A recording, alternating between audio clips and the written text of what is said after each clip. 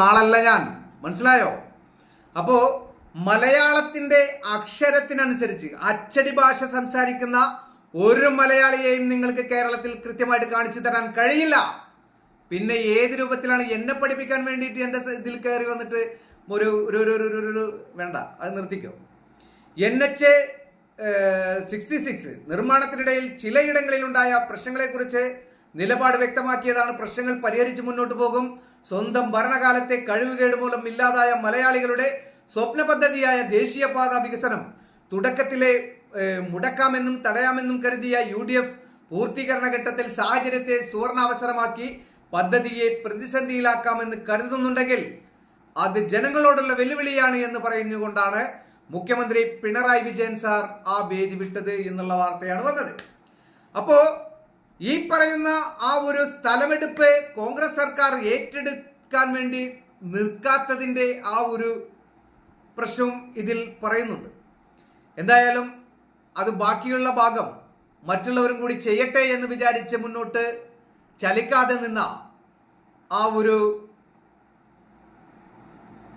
ഉമ്മൻചാണ്ടി സർക്കാരിനെ നമുക്ക് മറക്കാൻ കഴിയില്ല. എന്നെ സംബന്ധിച്ചിടത്തോളം പറഞ്ഞാൽ ആശയപരമായിട്ട് നോക്കുമ്പോൾ എൻ്റെ രാഷ്ട്രീയം CPM ആണ്. ഞാൻ CPM-നോട് ഏറ്റവും കൂടുതൽ കൂറുള്ള ആളാണ്.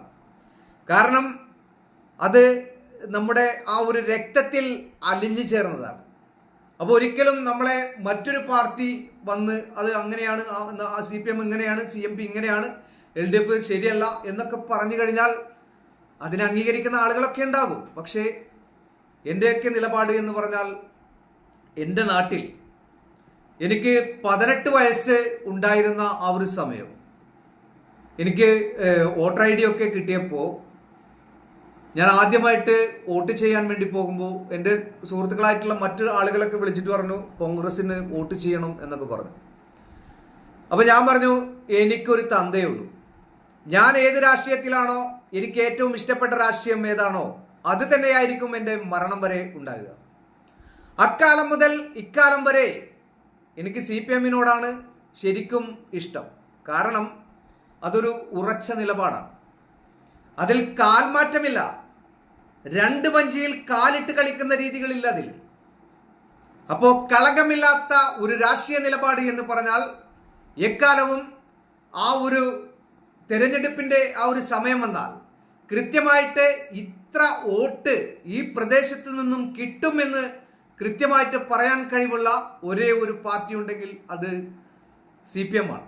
കാരണം അവർക്കറിയാം ഇന്നാളെ വോട്ട് അത് നമ്മുടേതാണ് എന്നുള്ളത്. അപ്പോൾ കൃത്യമായിട്ട് പറയാൻ കഴിയും.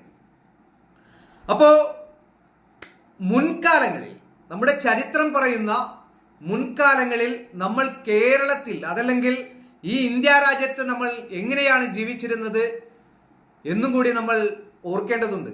ആ ഓർമ്മക്കുറിപ്പിലേക്ക് എൻ്റെ പ്രിയപ്പെട്ട സുഹൃത്തുക്കളെയും കൂടി ഞാൻ ക്ഷണിക്കുന്നു.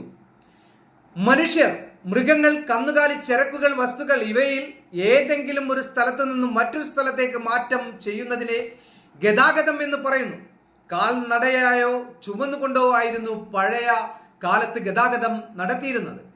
വാഹനങ്ങൾ ഉപയോഗിച്ച് കര, ജലം, വായു, കേബിളുകൾ, പൈപ്പുകൾ എന്നീ മാർഗങ്ങളിലൂടെയാണ് ഇപ്പോൾ ഇത് സാധ്യമാക്കുന്നത്. ഗതാഗതത്തെ വാഹനങ്ങൾ, മാർഗങ്ങൾ, ഘടന എന്നീ അടിസ്ഥാനത്തിൽ തരംതിരിക്കാം. നാഗരികതയുടെ അടിസ്ഥാനമായ കച്ചവടം എളുപ്പത്തിൽ സാധ്യമാക്കിയത് ഗതാഗതമാണ്. അക്കാലങ്ങളിലൊക്കെ ചുമലിലേറ്റ് സാധനങ്ങൾ ഓരോ ആ ഒരു മാർക്കറ്റിൽ നിന്നും സാധനങ്ങളൊക്കെ ചെറുകിട കടകളിലേക്കൊക്കെ കൊണ്ടുപോയി ഗ്രാമീണ അന്തരീക്ഷത്തിലിരിക്കുന്ന ചെറുകിട ആ ഒരു വ്യവസായം കെട്ടിപ്പടുത്ത ഒരുപാട് പൂർവികന്മാരായിട്ടുള്ള ആളുകളുണ്ടായിരുന്നു. അക്കാലഘട്ടങ്ങളിൽ നമ്മളിപ്പോ അങ്ങാടിയിൽ എത്തണമെങ്കിൽ ചില ആളുകൾക്ക് അടുത്തായിരിക്കാം, മറ്റു ചിലർക്കോ കിലോമീറ്ററുകൾ, അന്ന് മൈൽ എന്നൊക്കെയാണ് പറയുക. ആ മൈലിനനുസരിച്ച് അത്രയും ദൂരം നടന്ന് അവിടെ നിന്നും സാധനം വാങ്ങിച്ചു കൊണ്ടുവരണമെങ്കിൽ കാൽനടയായോ അതല്ലെങ്കിൽ അവരുടേതായിട്ടുള്ള ഈ ചരക്ക് കൊണ്ടുപോകുന്ന മൃഗങ്ങളെ ഉപയോഗിച്ചോ അല്ലെങ്കിൽ കാളവണ്ടിയോ അതല്ലെങ്കിൽ ഉന്തുവണ്ടി ഇങ്ങനെയൊക്കെയാണ് പറഞ്ഞിരുന്നത്. ആ കാലഘട്ടം അങ്ങനെയായിരുന്നു. അതിൽ നിന്നുമൊക്കെ വലിയ രൂപത്തിലുള്ള ആ ഒരു വികസന രീതിയിലേക്ക് വന്ന ചരിത്രം ഞാൻ നിങ്ങൾക്ക് പറഞ്ഞു തരാം. ഗതാഗത വാഹനങ്ങളുടെ ഉയർന്നു വരുന്ന ഉപയോഗം അന്തരീക്ഷ മലിനീകരണത്തിന്റെ ഒരു കാരണമായി കരുതുന്നു. ഗതാഗതത്തിനായുള്ള അടിസ്ഥാന സൗകര്യങ്ങൾ, റോഡുകൾ, റെയിൽ പാതകൾ, ജലപാതകൾ, കനാലുകൾ ഉൾപ്പെടെ പൈപ്പ് ലൈനുകൾ എന്നിങ്ങനെയുള്ള യാത്രാ പാതകൾ കൂടാതെ യാത്രക്കാരെയും ചരക്കുകളെയും കയറ്റുകയും ഇറക്കുകയും ചെയ്യാവുന്ന റെയിൽ സ്റ്റേഷനുകൾ, ബസ് സ്റ്റേഷനുകൾ, വിമാനത്താവളങ്ങൾ, ഗോഡൌണുകൾ, തുറമുഖങ്ങൾ മുതലായവയാണ് ഇന്ധന വിതരണ മാർഗങ്ങളെയും ഇക്കൂട്ടത്തിൽ പെടുത്താമെന്ന് പറയുന്നത്.